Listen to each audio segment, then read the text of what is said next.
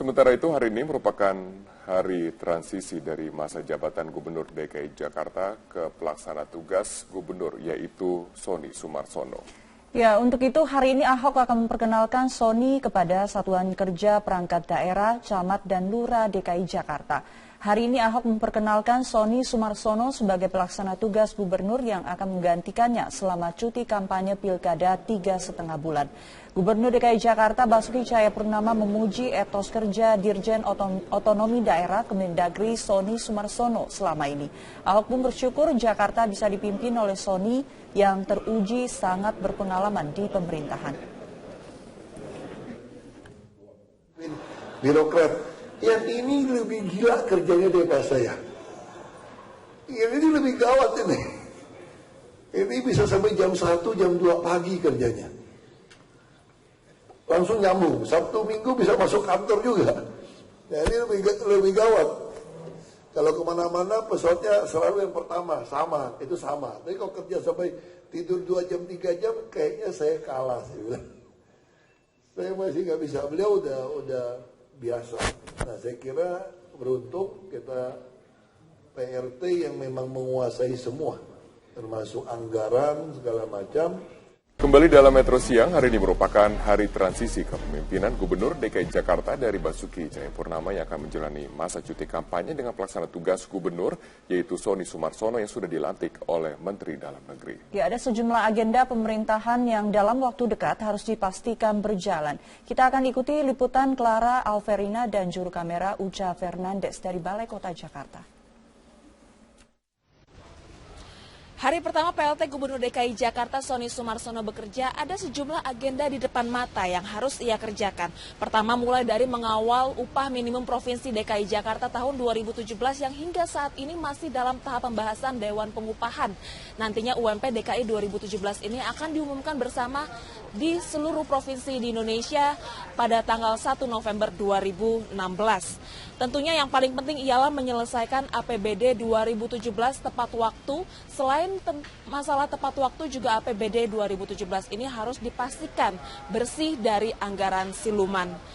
Tak lupa juga PLT harus mengawasi kondisi lapangan khususnya terkait dengan titik-titik banjir di ibu kota, mengingat 3 bulan ke depan Jakarta akan menghadapi musim penghujan. Dan tentunya selama menjabat sebagai PLT Gubernur DKI Jakarta, Sony Sumarsono juga harus tetap menjamin netralitasnya dan tegas agar pemilihan gubernur bersih dari kecurangan dan keberpihakan pegawai negeri sipil. Dari Jakarta, Clara Alverina, Uca Fernandes, Metro TV. Gubernur DKI Jakarta Basuki Cahayapurnama atau Ahok mengaku tidak mengkhawatirkan kinerja dari pelaksana tugas Gubernur DKI Jakarta Sony Sumarsono. Ahok hanya khawatir nasib APBD 2017 jika sekiranya ditandatangani PLT baru, apa tidak akan muncul persoalan yuridis di belakang hari soal keabsahan APBD itu. Ahok menegaskan jika posisi PLT tidak setara dengan pejabat sementara atau PJS sehingga yang bersangkutan tidak memiliki kewenangan untuk menandatangani APBD Provinsi DKI Jakarta tahun 2017. Untuk itu sekiranya ada APBD 2017 untuk DKI yang ditandatangani oleh Ahok, maksud kami ditandatangani, Ahok khawatir nanti akan muncul berbagai gugatan terhadap keabsahan APBD 2017 itu.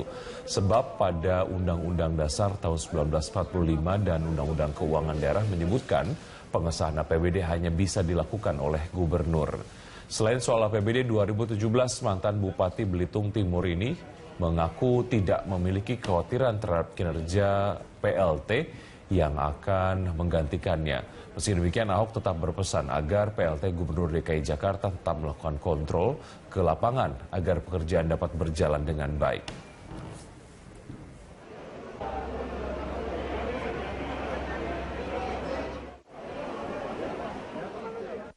Sama. Tapi saya nggak tahu nanti, yang saya persoalkan apakah boleh PRT diberikan wewenang mengurusin APBD. Karena Undang-Undang Dasar 45 sampai Undang-Undang Keuangan Daerah itu adalah hak gubernur, nggak ada PRT. Pak, tapi kalau Permendagri 74 ngebolehin, Pak. Makanya persoalannya apakah Permendagri bisa mengalahkan undang-undang, itu yang sedang kita uji di MK. Kalau soal cuti sih nggak masalah, Yang saya persoalkan soal membahas anggaran. Sebenarnya kekhawatirannya apa sih Pak? Kekhawatirannya kalau digugat orang, bisa nggak sah. Kalau dipetunkan orang segala macam gimana? Calon Gubernur Petahana Basuki Cahayapurnama meminta PLT Gubernur DKI Jakarta Sony Sumarsono dapat menjamin keterbukaan informasi selama memimpin. Ahok berharap agar semua penandatanganan perjanjian dan MOU diunggah ke akun YouTube resmi Pemprov DKI. Semua boleh. Pokoknya kalau MOU semua boleh. Yang disebutin Undang-Undang Dasar 45 sama yang di Undang-Undang itu cuma masalah keuangan. Nggak apa-apa berarti ya Pak? Nggak masalah ya Pak? Nggak khawatir gitu? Infrastruktur kita yang nggak benar-benar kontraktor kita coret aja. Lagipun kan saya sudah ada pergub, semua rapat harus diupload ke YouTube. Kecuali PLT mengatakan saya tidak mau diupload ke YouTube rapat-rapat kami. Semua putusan izin untuk izin properti tidak boleh diupload. Berarti kita langsung curiga dong, ada apa nih? Ya kan, kalau sampai kita curiga ada apa, waktu saya pulang saya print. Anda menyaksikan News Update bersama saya Julita Troma 2. Calon Gubernur Petahana DKI Jakarta Basuki Cahayapurnama menemui Wakil Presiden Yusuf Kala terkait masa cuti kampanye Pilkada DKI Jakarta. Ahok mengaku dinasihati JK agar menjaga perkataannya. Ahok akan menjalani cuti kampanye selama 4 bulan. Masa kampanye Pilkada DKI Jakarta akan dimulai pada tanggal 28 Oktober mendatang. Hari ini pula Sony Sumarsono telah resmi menggantikan Ahok dan menjabat sebagai pelaksana tugas Gubernur DKI Jakarta.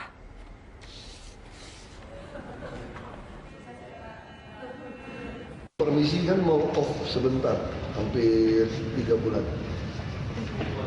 Ya, Wapres di Jakarta, saya gubernur. Ada nasihat yang disampaikan sama Pak Ahok? Ya, nasihat dari dulu ya mirip-mirip lah ya. Jangan banyak ngomong lah. Dan dulu saya masuk Golkar kan masa beliau. Saya masuk DPR RI sama beliau. Ya banyak orang nggak tahu. Yang masukin saya jadi caleg DPR RI dari Babel itu.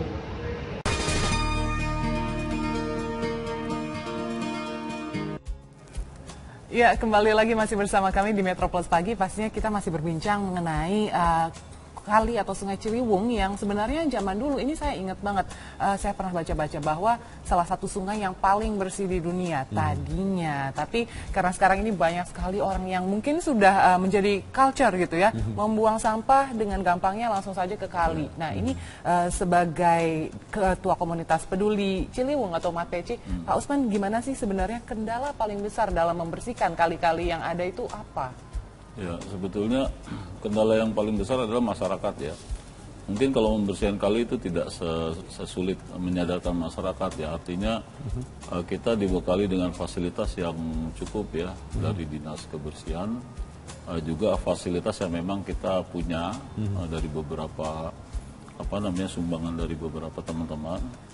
Nah ini yang senantiasa kita lakukan setiap hari. Tapi memang kendala yang sekarang sedang terjadi adalah curah hujan yang tinggi, sehingga arus airnya lebih cepat ya.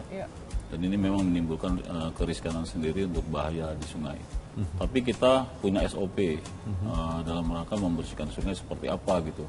Langkah yang harus diambil pada saat-saat tertentu jika memang kondisi sangat berbahaya. Tapi pada saat air curah tertinggi, puncak tertinggi, kita hanya standby untuk melakukan pengawasan.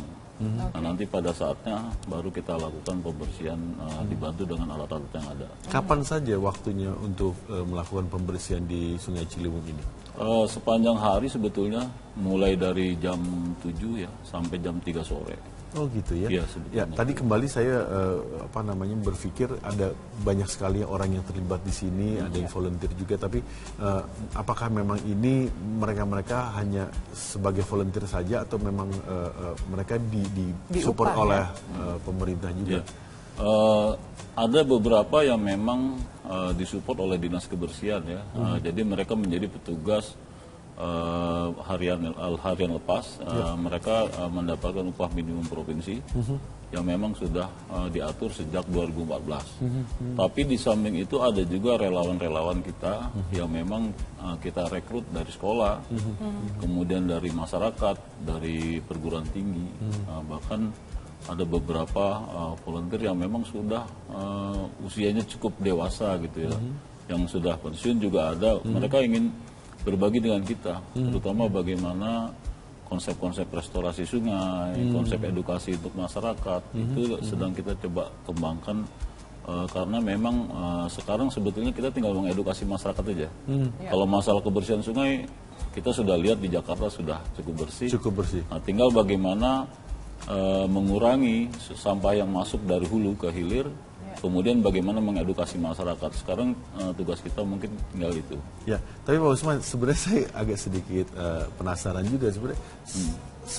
Seberapa parah sih sampah-sampah yang ada di Sungai Ciliwung pada saat waktu sebelum ini ya, dan sampah seperti apa yang ada di sana? Ya, kalau sampah macam-macam ya, sampahnya mulai dari yang terkecil plastik ya, sampai karungan, ada juga sofa, kasur ya, bahkan binatang ternak ada pernah kita temukan binatang ternak seperti sapi gitu, dibuang begitu saja di sungai. Sapi dibuang di sungai.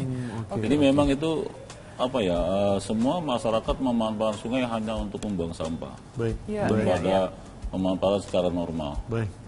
Baik Pak Usman, terima kasih banyak sudah berbagi bersama kita di sini, dan mudah-mudahan apa yang dilakukan oleh Pak Usman dan juga teman-teman semuanya juga dapat menyadarkan masyarakat yang ada, khususnya ada di sekitar Sungai Ciliwung, dan untuk masyarakat Jakarta keseluruhannya ya. Iya, pastinya. Terima kasih Bapak Usman.